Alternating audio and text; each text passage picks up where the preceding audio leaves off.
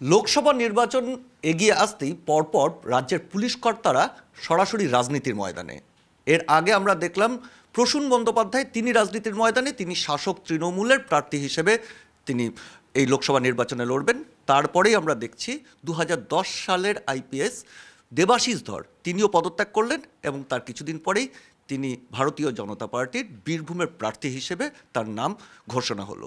আর সেখানে দাঁড়িয়েই আজকে আমাদের সঙ্গে রয়েছেন দেবাশিসবাবু। দেবাশিসবাবুকে একটাই প্রশ্ন, হঠাৎ করে মানে পুলিশের চাকরি ছেড়ে রাজনীতিতে কেন? প্রথমেই সবাইকে নমস্কার। পুলিশের চাকরিতে থেকে রাজনীতিতে এটা খুবই একটা অকস্মাৎ ঘটনা। কোনোদিনই এটা নিয়ে ভাবিনি। এই ঘটনা না ঘটলে হয়তো হতো না। 3 বছরের যে ঘটনার পরম্পরা এবং শেষে যখন মানে আমার মেডিকেল সংক্রান্ত কিছু সমস্যা ছিল, যখন মেডিকেল বোর্ডেও অ্যাপিয়ার করতে হয়েছিল, দেখুন এটা ঘটতই। হয়তো স্টেট আমাকে চাইছিল না, যেখানে আমি ব্রাত্য সেখানে তো থাকার মনে হয় না। তবে রাজনীতিতে আসবো কোনো দিন ভাবিনি। আমি এমনিতেই রেজিগনেশন হয়তো সাবমিট করতাম। তো পরবর্তীকালে এমন একটি জায়গা থেকে আমাকে বলা হয়, আমি চেয়েছিলাম রাদার সেন্ট্রাল ডেপুটেশনে বা ক্যাডার চেঞ্জ করে চলে যেতে। এর জন্য আমি অনেক চেষ্টাও করেছিলাম। তো যখন আমাকে এই অফারটি একদম শেষ মুহূর্তে দেওয়া হয়, তো আমি সেই অফারটি যে জায়গা থেকে এসেছিল সেটি ফেলতে পারিনি। সেই জায়গা থেকে একটাই প্রশ্ন, হঠাৎ বিজেপি কেন? দেখুন, বিজেপি কেন এটা বলতে পারেন যে আমার দুজন খুব বড় আইডল আছে, ঠিক আছে। এক হচ্ছে নরেন্দ্র মোদী, মানে ওনার মতো সফল লোক কীভাবে ওনার জার্নি এবং ভারতকে আজকে যেখানে নিয়ে গেছেন, এটা নিয়ে কোনো সন্দেহ নেই যে আমরা কি ভারতবর্ষকে দেখেছিলাম কোথায় পৌঁছে গেছেন। কিছু কিছু লোক আমার খুব বড় আদর্শ, অটল বিহারী বাজপেয়ী, ডক্টর এপিজে আব্দুল কালাম, আমাদের নরেন্দ্র মোদী এবং এখন যোগী আদিত্যনাথ, এই চারজনকে আমি সবসময় ফলো করি। তাদের কিভাবে মানুষের জন্য লাইফকে ডেডিকেট করা যায় এবং কত সিম্পল থেকে কোন জায়গায় রিচ করা যায়। আমার মনে হয় এটা আমার প্রথম যে জীবনটা আমি একরকম ছিলাম, এই মাঝখানে 3 বছরের transformation phase. Now I want to enter my life into a new aura. এখানেই আরেকটা প্রশ্ন, এ রাজ্যে কম্পালসারি ওয়েটিং, সাসপেনশন, এগুলো তো পালা বদলের সঙ্গে সঙ্গে একাধিক আইপিএস ফেস করেছেন। আজকে যিনি ডিজি তিনিও কম্পালসারি ওয়েটিংয়ে ছিলেন, এডিজি ল অ্যান্ড অর্ডার তিনিও কম্পালসারি ওয়েটিংয়ে ছিলেন। এই মুহূর্তে শাসক দল ঘনিষ্ঠ বলে একজন এডিজি পদমর্যাদার আধিকারিক আছেন, তিনি রিজওয়ানুর পর্বের পরে সাসপেন্ড হয়েছিলেন। তা সেটা তো আপনিও সেই পালা বদলের সঙ্গে নিজেকে খাপ খাইয়ে এগিয়ে যেতে পারতেন। দেখুন, ওইভাবে 3 বছর বসে তো হয়তো প্রমোশন পাইনি, অনেক টাকা পয়সা পাইনি, মানে যেটা আমার ডিউজ ছিল, মানে যেটা আমার পাওয়া উচিত ছিল। আমার ব্যাচমেটরা অলরেডি 4-5 মাস হয়ে গেছে ডিআইজি হয়ে গেছে, তার আগে কলার ব্যাচ পাইনি। অনেক ফাইন্যান্সিয়ালি এবং কেরিয়ারগতভাবে লস হয়েছে। একটা আইপিএস অফিসার 3 বছর বসে থাকা, তার থেকে আমার মনে হয় আমাকে যদি জেএনকেতে পাঠিয়ে দিত টেরোরিস্টদের সাথে ফাইট করতে, আমি বলেও ছিলাম, লিখে দিয়েছিলাম যে I would have been happier, ঠিক আছে। এইভাবে বসে আমার মনে হয় নিজেকে নষ্ট করা, বা আমার পিছনে যতটুকু টাকাই সরকার দিচ্ছেন, সেন্ট্রাল গভর্নমেন্ট, স্টেট গভর্নমেন্ট, যার এটা আমার মাইনে সেন্ট্রাল গভর্নমেন্টই দেন, যে এক্সচেকার থেকে আসছে সেটা কখনোই এইভাবে মিস ইউটিলাইজড হওয়া উচিত না। তার থেকে আমি অন্য কাজ করব। আমি আমার সেটাই আমার প্রশ্ন, যে এই ফেজগুলো অনেক আইপিএসই কাটিয়ে আবার মেন স্ট্রিমে ফিরে এসে আমি হয়তো আরও বড় প্ল্যাটফর্মে গিয়ে কাজ করার জন্য নিজেকে প্রস্তুত করেছি এর মধ্যে। সাম্প্রতিক অতীতে এ রাজ্যের 4জন আইপিএস সরাসরি রাজনীতিতে এসছেন, তার মধ্যে 2জন তৃণমূলে যোগ দিয়েছেন, 2জন বিজেপিতে, আপনাকে ধরে। আর এই দুজনের ক্ষেত্রেই কোথাও শাসক দল বলছে বিজেপি হচ্ছে ওয়াশিং মেশিন। দেখুন, ওয়াশিং মেশিনটা কিভাবে হবে সেটা তো আমি জানি না। আমার উপরে কিছু জোর করে যদি কেউ কিছু চাপিয়ে দেয় তারপরে ওয়াশিং মেশিন বলে, ঠিক আছে। আবার সব কিছু আমার everything is like a open book, ঠিক আছে। আমাকে ওয়াশ করার দরকার নেই। আমি যেহেতু আমরা দেখেছি যে ভারতী ঘোষ বিজেপিতে জয়েন করলেন কোন পর্যায়ে, তিনি অ্যাবসকন্ড ছিলেন একটি দুর্নীতির মামলায়, তারপরে তিনি বিজেপিতে জয়েন করলেন। আপনার ক্ষেত্রেও একটি দুর্নীতির মামলা পেন্ডিং রয়েছে, একটি চিটফান্ড মামলা তো আপনার নাম এসছিল বলে অভিযোগ। সেই জায়গায় দাঁড়িয়ে বিজেপিতে যোগ দিলেন, কোথাও কি সেই চাপটা কমানোর জন্য? এই প্রশ্ন তো বিরোধীরা করবেই। বিরোধীদের কাজই করতে পারে। আমার সব কিছু ওপেন বুকসে আছে, ঠিক আছে। কেসটাও যে কিভাবে হয়েছিল, যদি আমার সত্যি কিছু থাকতো আমি অন্তত এখানে বসে থাকতাম না, এটুকু আপনাকে এনশিওর করতে পারি, ঠিক আছে। আমার সমস্ত দেওয়া মানে জমা দেওয়া ডকুমেন্ট, যেখানে আমার অ্যাকাউন্টসের টাকার পরিমাণ অনেকটা কমে গেছিলো ওই সময়, ঠিক আছে, আমার কিছু লোন ফোন ছিল, এগুলো শোধ করেছিলাম। তারপরে যে কি করে কেসটা হয়েছিল এবং আমাকে না জানিয়ে মানে আত্মপক্ষ সমর্থনের সুযোগ, মানে যেটা ভিজিলেন্সের কেসে হয়, সেটা খুব দুর্ভাগ্যজনক ব্যাপার। যিনি করেছেন তার কোয়ালিটি সম্পর্কে আমার যথেষ্ট মানে সন্দেহ রয়েছে কিভাবে করার। এটাও কি পলিটিক্যাল ভেন্ডেটা মনে এবং করছেন? এবং যেটা বললেন যে চিট ফান্ডের মামলা, ওটা আমি কোনোদিন কোনো ওই ইয়ের সাথেই মানে দূর তাক ছিলাম না। হ্যাঁ, আমি স্টেট আমাকে ব্যাক করিয়ে নিয়ে এসেছিল, আমি সিবিআইতে ডেপুটেশনে ছিলাম। এই আমি সুপ্রিম কোর্টে এবং হাইকোর্টে কেসগুলো মনিটর করতাম, ঠিক আছে।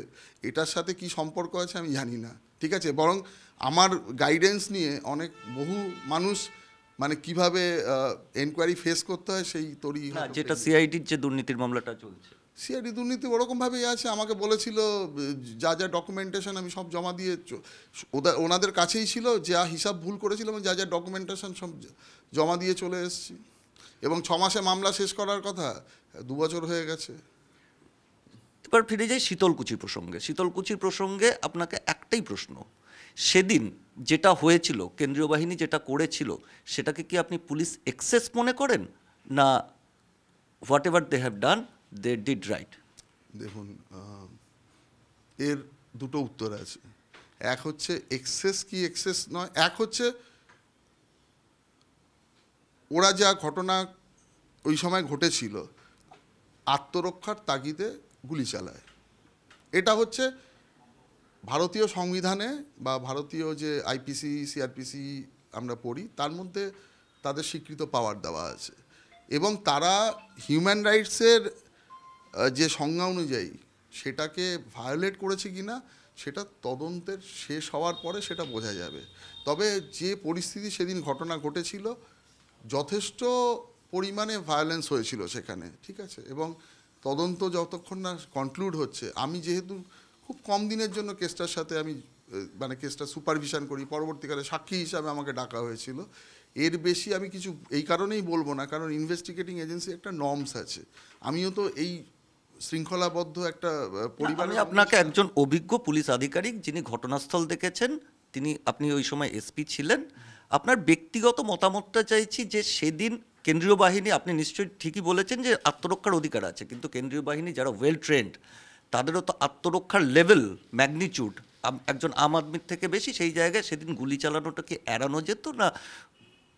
দেখুন, ওয়েল ট্রেন্ড বলতে গিয়ে আমি আপনাকে একটা ছোট্ট এক্সাম্পল দিলাম। কোনো ডাকাত ধরুন আপনাকে ফায়ার করছে, মানে অলরেডি ফায়ার ওপেন করে দিয়েছে, সেক্ষেত্রে আপনি কিভাবে আত্মরক্ষা করবেন, সেক্ষেত্রে আপনি কতটা তার উপরে বল প্রয়োগ করবেন, সেটা তাৎক্ষণিক তার উপস্থিত মানে স্পটে ডিসাইডেড হয়। এরকমভাবে আমি গিয়ে সেটা ডিসাইড করতে পারি না, তার জন্যই তদন্তটা। তারা এবার সেদিন যা ঘটনা ঘটেছিল, বহু গ্রামবাসী তাদের উপরে অ্যাটাক করেছিল, তার মধ্যে যে 4 জন মারা গেছিল, ঘটনাটি অসম্ভব দুর্ভাগ্যজনক। কোনো মানুষের মৃত্যুটা আমরা কোনোভাবে কাম্য বলতে পারি না। কিন্তু সেই ঘটার পরে যেটা দেখা গেছিল, একজন গ্রামবাসী পাশের বুথের ভোটার, 2.5 কিলোমিটার দূরে, তিনি ওখানে ভোট দিয়ে এখানে চলে এসেছিলেন, ওই প্রেমাইসের মধ্যে ছিলেন, একজন বমের স্প্লিন্টার ইঞ্জুরিতে মারা গেছিল। সেগুলো কি করে সম্ভব? ফলে নিশ্চয়ই অনেক কিছু ঘটনা ঘটেছিল, সেই গ্র্যাভিটি নিয়েই ওটাকে বিশ্লেষণ করার জন্যই তদন্ত। আমার প্রাথমিকভাবে যেটা মনে হয়েছিল যে ঘটনা বেশ গুরুতর কিছু ঘটেছিল, এবং তার পরবর্তীকালে কেন্দ্রীয় বাহিনী যিনি কমান্ড্যান্ট আছেন, তিনি এসে তার উপস্থিতিতে ঘটনাটি ঘটেছিল, উনি আরও ভালো করে এ ব্যাপারটা বলতে পারবেন। তবে ঘটনার গুরুত্ব যথেষ্ট বেশি ছিল, এটুকু বলতে পারি। শীতলকুচির ঘটনায় আপনার বিরুদ্ধে তদন্ত কোথাও কি রাজনৈতিক উদ্দেশ্য প্রণোদিত বলে মনে করেন? দেখুন, আমি জীবনে সিবিআইতে কাজ করার সময় নর্থ ইস্টের টেরোরিজমের উপর কাজ করেছি। আমি সবথেকে বড় মোস্ট ওয়ান্টেড টেরোরিস্টকে ধরে নিয়ে এসেছিলাম, সঙ্গে আরও 6 জন টেরোরিস্টকে আমি অ্যারেস্ট করেছিলাম। তো কোনো দিন ভাবিনি যে আমাকেও, মানে আমি যদিও ওই কেসে সাক্ষী হিসাবেই ডাকা হতো, তবে আমার সেই সময়টা খুব খারাপ লাগতো। মানে আমি কোনো দিন ওইভাবে ট্রিটেড হব ভাবিনি। তো তবে ডেস্টিনিকে মেনে নিয়েছি, কিছু করার নেই। না, হঠাৎ কোপটা আপনার ওপর পড়লো কেন? নিশ্চয়ই মানে রাজ্য সরকারকে সেইভাবে যারা বুঝিয়েছিল, হয়তো আমাকেই তার স্কেপগোট করার জন্য ভাবা হয়েছিল। শীতলকুচির ঘটনার পরিপ্রেক্ষিতেই কি পরের মামলাটি? দেখুন, একটা ব্যাপার যখন শেষ হয়ে গেছে বা হতে চলেছে, তারপরে আমার সাসপেনশন সেন্ট্রাল অ্যাপ্রুভ করেনি, তারপরেও যখন আমাকে আবার পদে ফিরিয়ে আনছে না, তখন আমি ক্যাটে মামলা করি। ক্যাট যখন ইনস্ট্রাকশন দেয় স্টেটকে যে তুমি ইমিডিয়েটলি সাসপেনশন রিভোক করে নাও, তার ব্যাক টু ব্যাক ওটা ঘটে। তো আমি ওইটাতে আরও বেশি হতবাক হয়ে গিয়েছিলাম, কারণ আমার কাছে সত্যি কথা বলতে এরকম 5,000 টাকারও কোনো প্রপার্টি বার করতে পারবে না, বা নেই, সত্যি কথা নেই, কোথা থেকে ইয়ে হবে। এবং আমরা যা করি সমস্ত কিছু রেকর্ডেড ফ্যাক্টসের মধ্যে থাকে। আমি যে পরিবার থেকে এসেছি, আমার বাবা মা দুজনে সরকারি চাকরি করতেন এবং মা যথেষ্ট ভালো র্যাঙ্কে চাকরি করতেন। মা ক্লাস 1 অফিসার ছিলেন সেন্ট্রাল গভর্নমেন্টে। আমার এক্স ওয়াইফ, আমরা একসাথে প্রায় অনেক বছর ছিলাম। দুজনের একসাথে অনেক, মানে যা আমার ফ্যামিলি স্টেটাস, তার তুলনায় আমার খুবই কম সামান্য প্রপার্টি রয়েছে। মানে এমনভাবে হিসাবটা হয়েছে, ধরুন আমি একটা প্রপার্টি বিক্রি করে আরেকটা প্রপার্টি কিনেছি, যিনি হিসাব করেছেন বিক্রিটাকে বাদ দিয়ে কেনাটাকে দেখিয়ে দিয়েছেন। মানে এই হচ্ছে ইনভেস্টিগেশন। তারপরে 2 নম্বর কথা, কেউ আমার থেকে কাউকে আমার সাথে ট্যাগ করেছে, তার সাথে আমার 5 টাকারও কোনো দিন ট্রানজ্যাকশান হয়নি।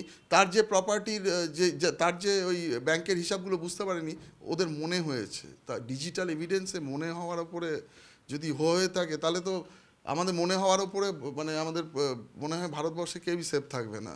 সেই গ্রাস থেকেই কি শেষ পর্যন্ত বিজেপিকে বেছে নিলেন? না, অবশ্যই না। দেখুন, আমাকে অনেক বড় কাজ করতে হবে। আমি যে প্ল্যাটফর্মে যেতে চাই এবং আমার মানসিক স্থিতির সাথে যে দলের যে আইডিওলজি মিলবে, আমি তো সেখানেই গিয়ে কাজ করব। এবং আজকে ভারতবর্ষের শুধু নয়, বিজেপি হচ্ছে পৃথিবীর সর্ববৃহৎ পার্টি। এবং যেভাবে আমরা বিদেশে আমাদের নিজেকে পেনিট্রেট করেছি, আমার যে কাজের আমি যে পরিকল্পনা করেছি, সেখানে যেতে গেলে আমাকে ওই লেভেল অফ মানে স্টেটাসটাকে রিচ করতে হবে, না হলে কোনো দিনই সম্ভব নয়। আজকে মোদিজি গিয়ে ভারতবর্ষকে বিদেশের যেভাবে এস্টাবলিশ করেছেন, America, Russia, Israel, middle east থেকে আরম্ভ করে ইউরোপিয়ান সমস্ত কান্ট্রি থেকে আরম্ভ করে, এটা একটা মানে অন্য ল্যান্ডমার্ক। মানে আমাদের অটল বিহারী বাজপেয়ীজি এবং ডক্টর এপিজে আব্দুল কালাম শুরু করেছিলেন, উনি সেই নেক্সট স্তরে নিয়ে জাস্ট গেছেন। আপনাকে এবার সরাসরি আপনার ভবিষ্যৎ ইনিংসের হিসেবেই বলি, বীরভূম কুখ্যাত টেররের জন্য, ইলেকশন টেরর, সে তার মোকাবিলা আপনার পুলিশি অভিজ্ঞতা দিয়ে কিভাবে মোকাবিলা করবেন? নিশ্চয়ই তার জন্য বেশ কিছু প্ল্যানিং আমি চিন্তাভাবনা করেছি। তবে এটা আমার আশা যে ইলেকশন কমিশনের নেতৃত্বে এবার যেভাবে ইলেকশন হবে, অবশ্যই অন্যান্য দেখুন 100% সব কিছু ঠিক থাকবে, এটা আশা আমিও করি না। কিন্তু অন্যান্য রাজ্যে যেভাবে ভোট হয়, তারপর আমাদের এখানে যেভাবে ভোট হয়, এটা কোনো সুস্থ সংস্কৃতি না মনে হয়। মানে আমার মনে হয় আফ্রিকান কান্ট্রিতেও এর থেকে ভালোভাবে ইলেকশনস হয়। তো এই জায়গায় দাঁড়িয়ে আমি আশা করব ইলেকশন কমিশন তাদের দায়িত্ব সঠিকভাবে পালন করতে পারবে। এবং মানুষের মানসিক পরিবর্তনও আপনি দেখেছেন সন্দেশখালী এবং অন্যান্য জায়গায়। প্রতিবাদের ভাষা কিন্তু আমরা যতই কাউকে অত্যাচারিত করে রাখি না কেন, একদিন না একদিন জোর করে কাউকে দমিয়ে রাখা যায় না, মানুষ বেরিয়ে আসবে। একদমই ঠিক। সেই জায়গা থেকেই আপনাকে প্রশ্ন, যে আপনার যারা বীরভূমে এই মুহূর্তে বিভিন্ন পুলিশের বিভিন্ন পদে রয়েছেন, বিরোধী দলগুলো অনেকেরই অপসারণ দাবি করছেন, আপনি প্রার্থী হিসেবে কি দাবি করছেন কিছু? দেখুন, আমি তো এখনও তাদের খারাপ কিছু আমি যাইনি এখনও। সোমবার থেকে আমি থাকবো ময়দানে। আমার সাথে আমি ব্যক্তিগতভাবে যেটা এক্সপিরিয়েন্স না করব বা আমাদের কার্যকর্তাদের সাথে কথা বলবো, তারা কি কি দেখেছেন। এবং সত্যিকারের যদি আমি কোনো মানুষকে জোর করে ভিক্টিমাইজ করার পক্ষপাতী নই, আমি এই সিস্টেমকে পরিবর্তন করার পক্ষপাতী। আমার মনে হয় কোনো সে একটা কনস্টেবলই হোক বা একটা হোমগার্ডই হোক বা একজন ডিজি র্যাঙ্কের অফিসারই হোক, যদি উনি সত্যি কিছু না করে থাকেন, কোনো স্পেকুলেশনের বেসিসে আমরা কাউকে জেলার এসপি, এসডিপিও বা এক থানার আইসি, তারা কি একটা নির্বাচনকে প্রভাবিত করতে পারে ইলেকশন কমিশন যখন দায়িত্বে থাকে তখন? দেখুন, তারা তো দীর্ঘ বছর ধরে কাজ করছেন এবং প্রত্যেকটা জায়গার অর্থনীতি একটা ভোটের ময়দানে একটা খুব গুরুত্বপূর্ণ রোল প্লে করে। এবং এই যে অর্থনৈতিক ব্যবস্থাপনা, মানুষ জোর করে সেটাকে ভয়ে চেঞ্জ করতে পারে না, কারণ তাদের ভয় থাকে যে ইলেকশনের পরে হয়তো আমাদের রুটি রুজি নষ্ট হয়ে যাবে। আমাদের 100 দিনের টাকা দেবে না, আমাদের 1000 টাকা করে যে পেতাম পাবো না, ওখানে যা যা লোকাল অর্থনীতি বা যা যা রয়েছে সেগুলো, এই জায়গা থেকে বেরিয়ে আসাটা খুব গুরুত্বপূর্ণ। শুধু এসপি বা ডিএম বা আইসি বা এটা, হ্যাঁ পুলিশের একটা রোল থাকে বা লোকাল বিডিও বা অন্যান্য প্রশাসনের, কারণ তারা ডিরেক্টলি সেই টাকাগুলো পাইয়ে দেওয়ার রাজনীতি থাকে এবং তাদের ছত্রছায়াতে অনেক যারা ক্রিমিনালস বা লোকাল গুন্ডস থাকে তারা থাকে। কিন্তু আমার যেটা অভিমত, আমি এমনভাবে একটা চিন্তাভাবনা করেছি বা সিস্টেমকে প্রভাবিত করে, দেখুন কোনো ইন্ডিভিজুয়াল ব্যক্তি ইলেকশনকে শেষ করতে পারে না, কিন্তু একটা যে কালেকটিভ এফোর্ট এটা ইলেকশনকে শেষ করে এবং মানুষ ভয় থাকে, গ্রামের মানুষ অতটা বোঝে না। আজকে সেখানে দাঁড়িয়ে আপনাকে প্রশ্ন, বীরভূমে আপনার ভোটার, মানে আপনার ভোটার বলতে আমি বীরভূম কেন্দ্রের সমস্ত ভোটারের কথা বলছি, অনুব্রতর দাঁড়িয়ে থাকা উন্নয়নের পাল্টা আপনি কি দেবেন? অনুব্রতর উন্নয়নের পাল্টা উন্নয়ন আমার যেটা থাকবে সেটা মানুষের উন্নয়ন। দেখুন, আমরা কেউই তার ঊর্ধ্বে নই। মা তারা আমাকে নির্বাচিত করে ওখানে পাঠিয়েছেন, ফলে এই সিটে লড়ার জন্য আমি নির্বাচিত হয়েছি। আমার উন্নয়ন হচ্ছে মাকে জগৎসভায় প্রতিষ্ঠা করা। আমার উন্নয়ন হচ্ছে সমস্ত সম্প্রদায়ের মানুষের জন্য সেন্ট্রাল গভর্নমেন্টের যা যা স্কিমস আছে সেগুলোকে ইমপ্লিমেন্ট যাতে হয়, বিশেষ করে সংখ্যালঘুরা এত পিছিয়ে আছে তাদের উন্নতি যাতে হয়, কোনো সুশাসন থাকে, এবং আরও যে আমাদের ওখানে খুব প্রসপেক্টিভ জায়গা, Birbhum is a very prospective district, যেতে খনিজ সম্পদে সমৃদ্ধ, ওখানে অনেক ইন্ডাস্ট্রি হতে পারে। আমার সমস্ত প্রপার প্ল্যানিংস আছে। আমি যদি মায়ের ইচ্ছাতে আমি সঠিক জায়গায় পৌঁছতে পারি, আমি কথা দিচ্ছি বীরভূমকে অন্য জায়গায় পৌঁছে নিয়ে যাব, সেটাই আমার প্রকৃত উন্নয়ন। কিন্তু তার আগে তো অনুব্রত আর কাজল শেখের উন্নয়নের মোকাবিলা করতে হবে। নিশ্চয়ই সেই মানে উন্নয়নের মোকাবিলা হবে। যে যত বড়ই উন্নয়ন করুক না কেন, তার পরিণতি আলটিমেটলি। আর ঠিক দুটো প্রশ্ন, শীতলকুচির ঘটনায় আপনার সঙ্গে এই যে আপনাদের রিপোর্ট, সেই রিপোর্টে তো জেলা শাসকের সইও ছিল, তিনি তদন্তের আওতায় এলেন না কেন? সেটা হয়তো উনি হতে পারে উনি সেইভাবে গভর্নমেন্টকে বোঝাতে পেরেছিলেন আমি পারিনি, আমি ব্যর্থ, বা ওনার হয়ে যারা উপরে যারা রয়েছেন তারা সেইভাবে গভর্নমেন্টকে বুঝিয়েছিল, ভাউচ করেছিল সেইভাবে। শেষ প্রশ্ন, নির্বাচনে হার জিত আছেই, হেরে গেলে তারপরে কি রাজনীতির ময়দানে থাকবেন না অন্য কিছু ভাবনা? অবশ্যই রাজনীতির ময়দানে থাকব। আমি যে প্ল্যানিংগুলো নিয়েছি আমি ওটাকে সাকসেসফুল করবই।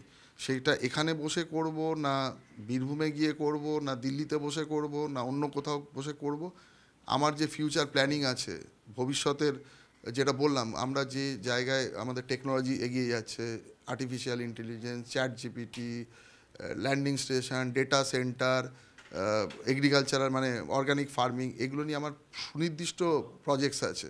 আমি সেই জায়গায়, এবং ইভেন কি আপনাকে বললে আপনি আশ্চর্য হয়ে যাবেন, ভবিষ্যতে টেকনোলজি আসছে, ফ্রিকশনে ইলেকট্রিসিটি জেনারেট হবে। না, আমি সেখানেই প্রশ্নটা, ভবিষ্যতে যদি আপনি, আমরা সবসময় চাই আপনি নির্বাচিত হন, যদি নির্বাচিত না হন তাহলে কি সমাজকর্মী দেবাশিস ধরকে দেখবো না রাজনৈতিক কর্মী দেবাশিস ধরকে? সমাজকর্মী হিসাবেও দেখবেন এবং রাজনৈতিক কর্মী হিসাবেও দেখবেন, তবে সমাজকর্মী হিসাবে আমি অবশ্যই এটুকু কথা দিলাম, I will make a mark in that particular field. এবং এটাও বলে যাচ্ছি যে পরিকল্পনা আমি নিয়েছি অবশ্যই তার ফল একদিন দেখতে পাবেন। অনেক ধন্যবাদ। আমরা কথা বলছিলাম সদ্য প্রাক্তন আইপিএস দেবাশিস ধরের সঙ্গে, যিনি বীরভূম থেকে ভারতীয় জনতা পার্টির প্রার্থী এবং তাকে লড়তে হবে শতাব্দী রায়ের মতো ভেটারেন পলিটিশিয়ান, যিনি 3 বার সেখান থেকে নির্বাচিত হয়েছেন এবং তিনি আশাবাদী সেখানে তিনি জিতবেন এবং সেখানের মানুষের জন্য, অর্থাৎ বীরভূমের মানুষের জন্য সুনির্দিষ্ট পরিকল্পনা তার রয়েছে এবং সেটাকে ইমপ্লিমেন্ট করতে চান। এরপরে মানুষ রায় দেবেন, দেখা যাবে সেটা মানুষের রায়। আপাতত আমরা শুভেচ্ছা জানাচ্ছি দেবাশিস বাবুকে। ক্যামেরায় মনোজ হাজরার সঙ্গে সিজার, TV9 বাংলা।